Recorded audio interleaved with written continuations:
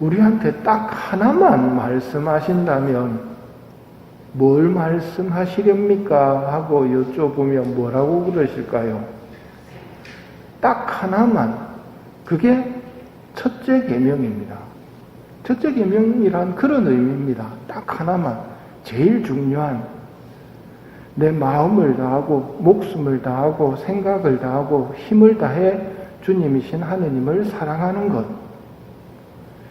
그런데 첫째 계명이 우리에게 부담스러운 것은 사랑이라는 말이 오늘날 많이 혼란스럽게 사용되기 때문입니다. 불륜으로 죄를 저지르는 사람도 사랑이라고 표현하기 때문입니다. 예수님의 눈으로라는 책에서 마귀가 이용하는 거짓 사랑이 나옵니다. 참된 사랑은 하느님께서 주시는 선물이다. 그러나 거짓 사랑은 마귀의 함정이며 많은 사람들이 쉽게 빠지는 함정이다. 하느님의 뜻에 상관없이 자기 마음대로 난잡한 비행을 일삼게 하는 마귀의 책략은 얼마나 교활한 것인가. 그 죄를 사랑이라 부르며 스스로를 속이는 것이다. 마귀의 교활함이 이런 데 있습니다. 하느님께서 사랑을 말씀하시니까 죄를 사랑이라고 부르게 만드는 겁니다. 그리고 죄를 지으면서도 사랑하고 있다고 주장을 하는 것이지요. 이렇게 사랑의 개념이 혼란스럽다 보니 하느님 사랑도 좀 부담스럽습니다. 또 한 가지는 하느님을 잘 모르기 때문입니다. 사랑의 대상이신 하느님이 얼마나 선하신지, 얼마나 아름다우신지, 얼마나 너그러우신지에 대해서 모르다 보니까 하느님은 무조건 내 위에 있는 사람, 그러니까 갑질할 수 있는 꼰대로 여길 수도 있단 말입니다. 그러나 하느님께서 우리에게 명하시는 사랑은 그런 감정적인 사랑이 아니라 의지적인 사랑이고 믿음의 사랑입니다. 원수를 사랑하여라. 원수 사랑이 됩니까? 그거는 감정적인 겁니다. 느낌적으로 저는 사랑할 수 없습니다. 그런 사랑을 말씀하시는 것이 아니라 의지적으로, 감정적으로는 싫지만 주님께서 명하시니 사랑하겠습니다. 이게 의지로 하는 거거든요. 그 대표적인 예가, 얘야 오늘 포도밭에 가서 일하여라 했을 때 싫습니다. 그러나 나중에 생각을 받고 일하러 간 마다들이 아버지 뜻을 따른 거라고 예수님이 말씀하셨습니다. 사랑하여라. 원수도 사랑하고 용서하여라. 싫습니다. 이거는 감정적인 겁니다. 싫습니다.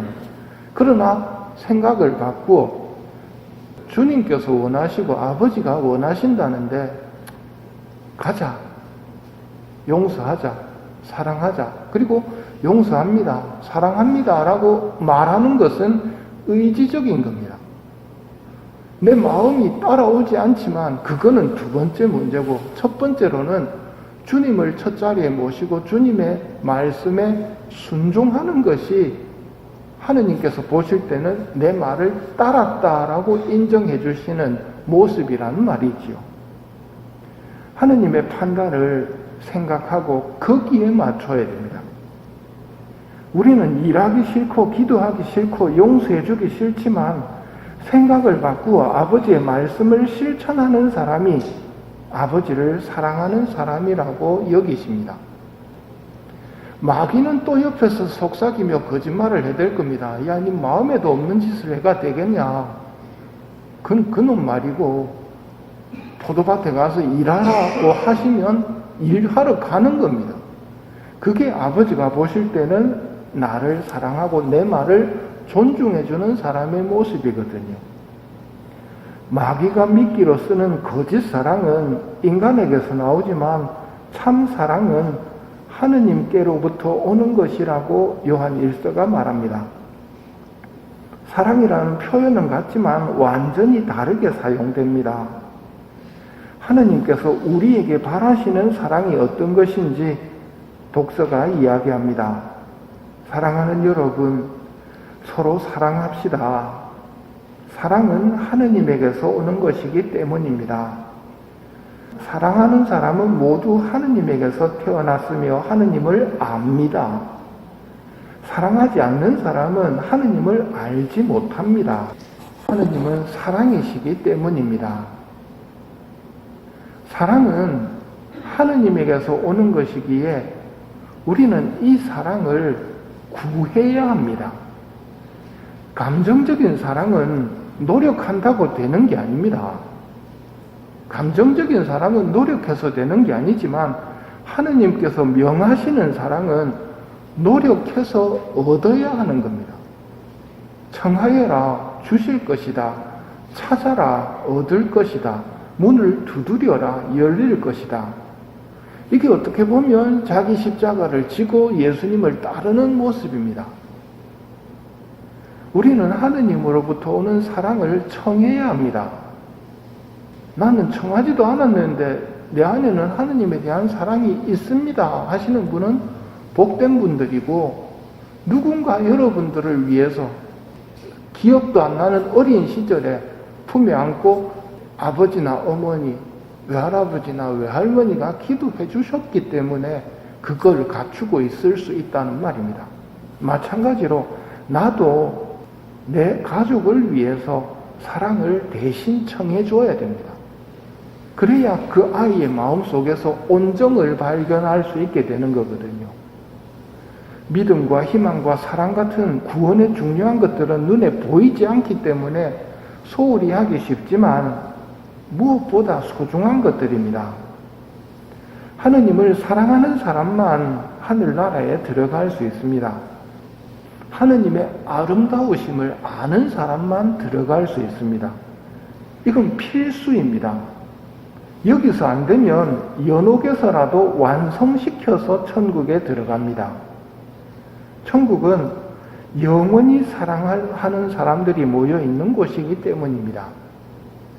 예수님에게서 하느님의 사랑이 나타났다고 요한 1서가 말하는데 이건 매우 중요한 정보입니다. 성경을 읽는 이유는 하느님의 모습을, 예수님의 모습을 성경을 통해 볼 수 있기 때문이고, 그런 예수님의 모습을 조용히 바라보는 시간 동안 우리 마음속에 사랑이 뿌려지고 사랑이 자라나고 충만해지는 것입니다. 오늘 복음에서 만나는 예수님의 모습을 봅시다. 기적까지 행하시면서 사람들을 배불리 먹이시려는 마음을 가지신 분, 먹어야 하는 인간이라는 것을 예수님은 아시고 양식을 마련해 주셔서 베풀어 주십니다. 이런 모습을 조용한 침묵 가운데서 헤아리고 있으면 우리 마음속에 사랑이 뿌려지고 자라납니다. 사랑을 청하는 우리의 기도를 성령께서 그렇게 들어주시기 때문입니다. 빵을 베푸시는 사랑의 예수님께 희망을 걸고 사랑을 청하도록 합시다. 사랑하는 여러분, 서로 사랑합시다. 사랑은 하느님에게서 오는 것이기 때문입니다. 사랑하는 이는 모두 하느님에게서 태어났으며 하느님을 압니다. 사랑하지 않는 사람은 하느님을 알지 못합니다. 하느님은 사랑이시기 때문입니다.